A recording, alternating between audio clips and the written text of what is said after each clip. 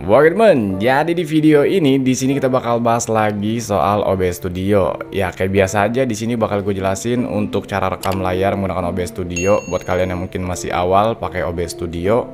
Dan mungkin ini bakal ada beberapa settingan juga. Jadi sepanjang video ini juga nanti bakal gue spill ya buat kalian nerapin settingannya, karena ya spek yang gue pakai juga spek kelas menengah ke bawah lah kayak gitu. Jadi harus bisa semaksimal mungkin gue setting biar perekam layarnya lancar kayak gitu, OBS-nya nggak nge-lag kayak gitu ya.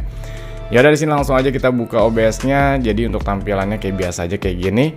Jadi yang pertama pastiin kalian tuh udah munculin ataupun tambahin short untuk Windows Capture kalian. Nih yang ini ya. Nah kalau misalkan kalian bingung ini gimana cara nambahin kayak gini, ini biasanya di short itu kalian pilih yang ada display capture ini. Nah kalau misalkan kalian belum ada yang ini, kalian pilih plus, terus pilih aja display capture, display capture. Nah ini kayak gitu. Jadi harus ditambahin dulu. Kalau lu udah tambahin kayak gini, sekarang berikutnya kalian itu bisa langsung tambahin yang lainnya, misalkan mikrofon kayak gitu. Misalkan mikrofon kalian pengen tambahin nih mikrofon eksternal dengan audio eksternal ya, seperti yang gue sampein kayak gini. Terus di sini kalian tinggal pilih aja shortnya lagi, pilih plus, terus pilih aja audio input capture. Nah ini misalkan mikrofon kayak gitu. Kalau udah pilih aja oke. Nah di sini lu tambahin dah mic apa yang lu pakai kayak gitu. Misalkan mic Rexus nih punya gua, klik oke. Pastiin untuk barnya ini ataupun audio mixernya ini udah ada keterangan tuh, barnya gerak. Cek satu. Nah ini udah jalan.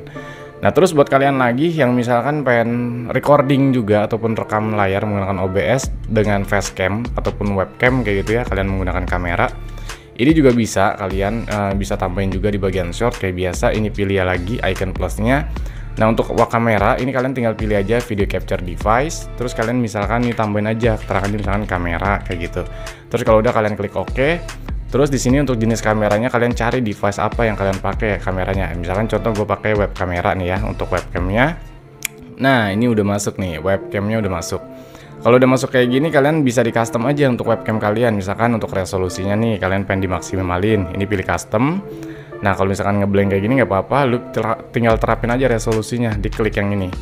Nah terapin aja misalkan resolusi webcam gue paling tinggi di 1080 pixel. Ya kalian bisa pakai yang paling tinggi aja resolusi webcam kalian, misalkan 1080. Nah ini udah ada. Terus untuk FPS-nya lu bisa custom juga dengan high FPS. Jadi pergerakannya nah nggak patah-patah teman-teman. Kalau udah ya lu scroll lagi ke bawah. Nah terus karena tadi kita udah tambahin mikrofon eksternal, biar mikrofon kamera kita nih nggak ke bawah juga, nggak double. Ini jangan di checklist ya, jangan di checklist. Kalau udah klik OK. Nah ini udah masuk, kita coba lihat dulu aja untuk detailnya. Klik kanan untuk kameranya, pilih transform, pilih fit to screen. Oke di sini gua kondisinya ya record webcam. Tapi kalau misalkan kalian bang, gue pengen record tampilan Windows gue nih tapi sambil facecam, ini tinggal dikecilin aja. Kita kan udah nambahin kamera terus sama display capture ya kan. Ini tinggal dikecilin aja ukurannya nih, tinggal digeser aja gitu. Tuh kayak gitu. Misalkan semana ukurannya, misalkan segini deh. Nah tuh kayak gitu. Ini gue turunin dulu dikit biar rapih teman-teman. Nah ya udah kurang lebih kayak gitu untuk ukurannya. Nah terus lu mau nambahin apa lagi nih untuk misalkan recording, pengen nambahin yang lain juga bisa sama. Semuanya di bagian short ini sama, tetap nambahinnya di bagian short. Kalau misalkan kalian pengen nambahin dari handphone ya, biasa kan dari handphone misalkan kayak record game kayak gitu, itu pastiin kalian device-nya udah dihubungin ya dari HP kalian ke PC kayak gitu, menggunakan video capture kayak biasa. Nambahinnya sama, pilih plus terus pilih video capture device. Nanti tinggal namain aja misalkan handphone kayak gitu, terus kalian klik OK. Nah di sini nanti tinggal cari aja untuk nama capture card kalian apa kayak gitu. Berhubung di sini nggak gue hubungin nih, HP nongkrong aja, jadi nggak gue pasang capture card. Jadi ya gue nggak bisa nambahin. Tapi kalau kalian misalkan pengen nambahin dari HP ya, yang sudah kalian pasang ke capture card ke PC kalian, tinggal cari aja nih device-nya itu apa kayak gitu. Misalkan capture card apa yang kalian pakai kayak gitu, PX kah, Hagibis kah kayak gitu, atau Kingma atau yang lain lah intinya kayak gitu. Ya udah tinggal tambahin aja. Ini tinggal gue hapus dulu aja karena gue nggak pakai video capture cardnya. Nah ya kurang lebih untuk tampilannya nanti recordingnya udah bisa gini. Ini jadi apapun yang ada di PC kalian nanti bakal ketangkep nih semua di sini. Terus berikut dengan tampilan webcamnya. Ini kan udah gue tambahin juga kan webcamnya di sini. Nah terus settingannya gimana bang? Karena settingan yang gue lihat punya lu ya walaupun spek kentang untuk PC gue, tapi ya is oke lah, masih cukup layak buat ditonton karena tampilannya udah masih cukup, masih enak lah dilihat ya. Nah, di sini untuk cara settingnya, kalian tinggal pilih aja setting. Yang ini kalian pilih setting. Di sini gue saranin buat kalian yang pakai spek PC kelas menengah ke bawah kayak gue. Ini kalian masuk aja ke bagian output, dan sekarang untuk output modenya kalian pilih aja yang advance ya, advance aja ataupun ya seimbang kayak gini lah. Kalau udah, karena kita kebutuhannya buat recording, ini pilih recording. Ini kan ada streaming, ada recording, ada audio. Lu pilih recording. Untuk jenis tipenya, recordingnya ini biarin aja lu pakai standar aja. Kalau kalian pengen di custom juga bisa, cuman standar juga masih bisa di custom. Cuman bedanya itu dia lebih kayak kompatibel aja dan juga lebih direkomendasiin aja kayak gitu dari OBS-nya. Nah, terus di sini untuk recording paths itu tata letak untuk hasil penyimpanan recording kalian ataupun rekaman kalian menggunakan OBS nanti kayak gitu. Misalkan di sini gue tata letaknya di local disk, folder user, folder videos kayak gitu. Tapi kalau kalian misalkan udah nerapin folder baru kayak gitu, misalkan OBS record atau apa, ini tinggal pilih browse aja. Nanti kalian bisa tambahin aja mau taruh di mana, misalkan di local disk dipindahin kayak gitu ya. Terus apa nih folder di mana? Terus kalau kalian pengen bikin folder baru, tinggal tambahin aja folder barunya kayak gitu sih. Itu bedanya kalau misalkan kalian pengen ganti recording paths-nya ataupun tata letak hasil perekamannya. Nah, terus untuk recording format, biasanya default dari OBS kan dia pakai MKV, dia hampir sama serupa sama Prism Labs kalau nggak salah. Tapi gue saranin sih lebih cenderung enak kalian pakai di MPEG strip 4 yang MP4 ya, yang ini teman-teman. Karena menurut gue lebih mudah juga kalau misalnya kalian ada kesalahan pada saat editing nanti buat di convert lagi kayak gitu, dan juga lebih kompatibel juga untuk beberapa perangkat kayak gitu. Jadi kalian editing pakai mungkin lebih ke convertnya nanti pakai mobile kayak CapCut, CapCut ya, CapCut versi mobile ataupun KineMaster kayak gitu. Ini masih bisa di convert lagi kalau kalian pakai yang MP4. Tapi kalau misalnya kalian pakai MKV, biasanya kalau kalian pindahin file hasil rekamannya ke handphone, ada beberapa jenis handphone yang memang nggak support buat di convert melalui aplikasi editing kayak KineMaster kayak gitu. Jadi foldernya agak terlalu besar atau gimana, jadi perlu di convert lagi ataupun dikecilin lagi ukurannya kayak gitu. Jadi ini lebih gue saranin pakai MP4 aja. Nah, untuk video encoder ini paling penting banget karena ini tergantung dengan PC kalian pakai VGA atau enggak kayak gitu. Nah, contoh di sini sebetulnya gue pakai VGA Nvidia, cuman karena VGA Nvidia gue cuman di RAM 2 GB ya. Untuk PC-nya dia pakai RAM 8 GB dan VGA-nya yang 2 GB. Jadi menurut gue kurang mumpuni karena bakal ngebebanin CPU gue. Jadi gue pakai yang X264 aja nih, yang ini. Nah, kalau misalnya menurut lo bang, kan X264 itu settingan paling rendah gitu. Ya di sini memang betul untuk video encoder buat kalian yang pakai PC spek menengah ke bawah gitu teman-teman ya, kayak gue gini. Itu memang ini adalah pilihan paling rendah, tapi bukan berarti hasil videonya burik gitu teman-teman, karena kita bisa custom lagi nih, mulai dari nanti untuk resolusinya, terus skala layarnya, bitrate-nya kayak gitu. Terus gimana untuk nerapin settingan kayak yang tadi lu maksud bang? Nah, di sini kalian tinggal scroll ke bawah. Nah, di sini untuk rescale output sebetulnya kalian bisa pilih aja disable. Cuman misalkan kalian PC kalian agak nge-lag ya pakai disable untuk rescale outputnya. Ini kalian coba pakai aja yang billionaire teman-teman, yang ini ya. Fast, boot, blurry, is scaling, if scaling, ribet banget bibir gua. Pokoknya gitulah. Cuman sih kalau untuk PC gua ini lebih cenderung disable untuk rescale outputnya. Kadang kalau gua recording buat kayak kebutuhan record gameplay gitu ya dari game yang ada di Steam, itu agak kerasa berat kalau gue aktifin di antara ya pilihan ini gitu. Jadi gue lebih pilih ya rescale output mendingan disable. Nah kayak gitu. Cuman ini untuk resolusinya kan karena nggak bisa di custom lagi, jadi ya karena kita udah pilih. Kalau kalian misalkan pilih, ini bisa disetting tuh, misalkan apa tuh dengan resolusi berapa kayak gitu. Karena sini gue udah tetapin di 768 untuk resolusinya. Ini gue disablein aja, jadi dia ke lock aja kayak gitu. Nah kalau udah di sini bawahnya encoder setting nggak perlu banget. Cuman yang paling penting ya ada sih penting juga ini untuk encoder setting. Sorry, ini bagian rate control ya. Untuk rate control sebetulnya ada beberapa pilihan. Kayak biasa sih CBR, ABR, VBR, CRF kayak gitu. Cuman ya gue kurang paham kalau untuk rate control ini untuk hasilnya tuh kayak gimana kayak gitu teman-teman. Apakah dia mempengaruhi performance perekaman layarnya atau memang hasilnya kayak gitu. Cuman untuk teman-teman sendiri sih banyak yang bilang CBR lebih bagus. Jadi ya selama pengalaman gue pakai OBS dengan settingan rate control di encodernya ini, gue pakai CBR ya masih cukup mumpuni gitu. PC gue masih bisa ngangkat dan hasilnya juga cukup baik kayak gitu. Nah jangan lupa juga karena kita di sini udah terapin X264 untuk video encodernya. Awas gua. Jadi perlu banget kalian setting di bitrate ataupun ketajaman dari hasil videonya nanti kayak gitu. Semakin tinggi bitrate yang lu terapin, makin bagus juga hasil videonya dan juga semakin besar juga untuk ukuran filenya. Jelas ya. Jadi bitrate ini semakin tinggi yang lu terapin, maka semakin bagus juga ataupun semakin tajam juga hasil videonya, dan hasil perekamannya juga foldernya bakal agak berat ataupun agak besar, teman-teman. Cuman karena gua di sini pakai spek PC yang ya rendah, kentang parah, teman-teman. Biasanya kalau misalkan buat kebutuhan recording gameplay dari game yang ada di desktop ya ataupun di Windows kayak dari Steam kayak gitu, atau mungkin kayak PES kayak gitu, dia cenderung agak berat hasilnya, patah-patah. Memang pada saat recordnya nggak berasa kayak patah ataupun nggak ngeframe, cuman hasilnya kadang bikin sebel aja gitu, jadi kayak kurang bagus aja, kurang puas, nggak sesuai ekspektasi.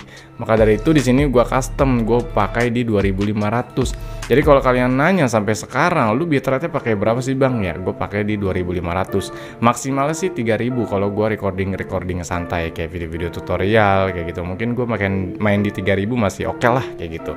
Nah, selanjutnya di sini settingan keyframe intervalnya lu pakai 0 second aja ataupun 0 detik. Tapi misalkan sekiranya kalian ada delay, ada keterlambatan antara audio dan yang lainnya lah intinya, ini bisa mainin di antara 0 atau 2. Cukup itu aja sih menurut gua.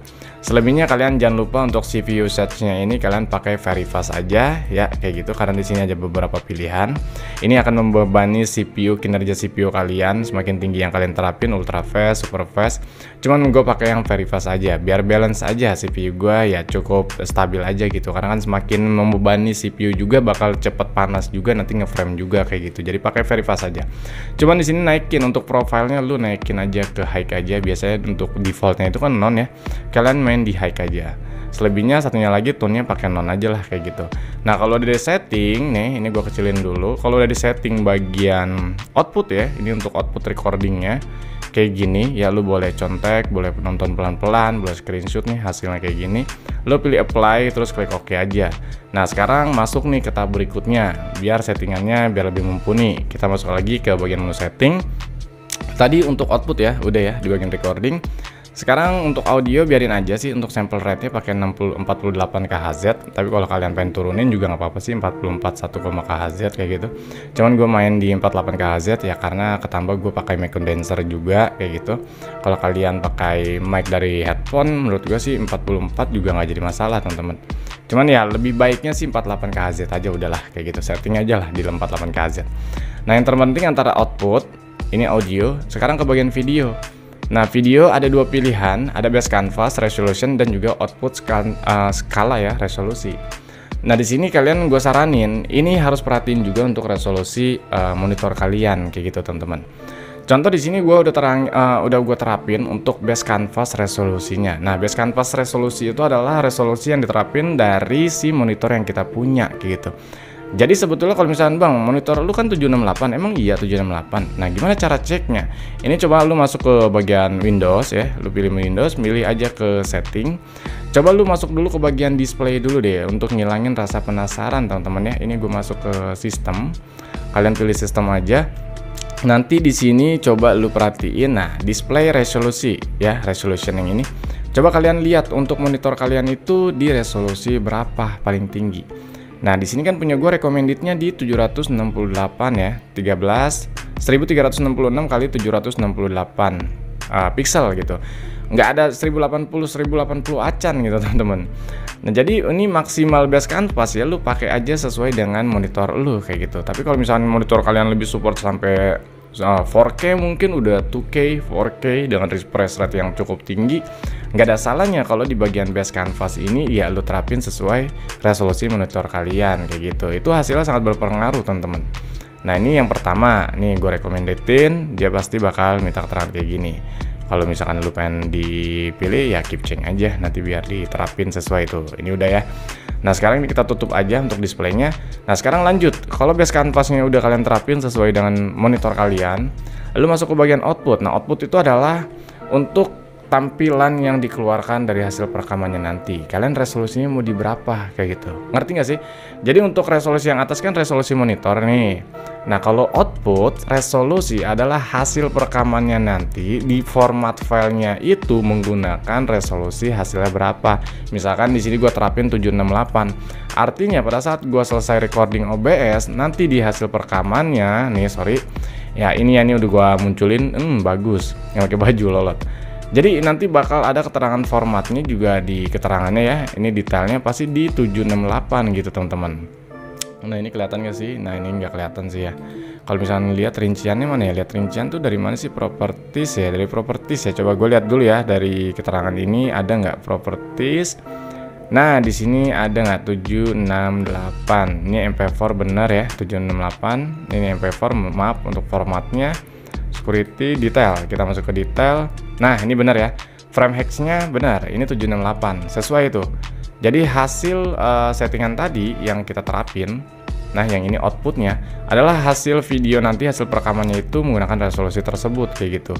Kalau kita terapin di 768, dia bakal masuknya foldernya bakal 768 juga. Tapi kalau kalian pengen dinaikin juga bisa sebetulnya. Kalau kalian pengen di custom sendiri, kalau pilihan di sini nggak ada ya lu tinggal custom sendiri kayak gitu ya. Gampang sih kalau untuk settingan gitu. Intinya ini adalah hasil perekaman di bagian format hasil perekaman lah kayak gitu di bagian filenya nanti. Nah sekarang di bagian common FVS value-nya. Nah untuk FVS-nya biar hasil videonya smooth, pergerakan smooth, pergerakannya stabil, nggak patah-patah. Nah gue saranin lu langsung dipilih aja di 60 fps. Cuman gue saranin untuk common fps juga harus disesuaikan juga. Misalkan kalian recording buat kebutuhan apa nih? Kalau yang santai-santai menurut gue di 60 fps udah enak lah, udah cukup, lebih dari cukup gitu ya untuk hasilin video yang cukup tajam, stabil kayak gitu. Tapi kalau misalkan buat ngegame dengan kalian menggunakan spek PC rendah seperti gue saranin main di antara 59,94 kayak gitu. Turunin aja sedikit. Karena sini gue recording santai, seringnya juga gue lagi santai ya pakai aja di 60 kayak gitu. Udah kalau udah kayak gini lu tinggal pilih apply aja, klik OK. Nah kayak gitulah. Nah kalau kalian penasaran gimana bang hasilnya kalau lu udah setting kayak gini di hasil perekamannya dan gimana cara ngerekamnya, ya lu untuk rekam buat PC kalian tinggal pilih aja nih start recording. Yang ini tinggal klik aja start recording.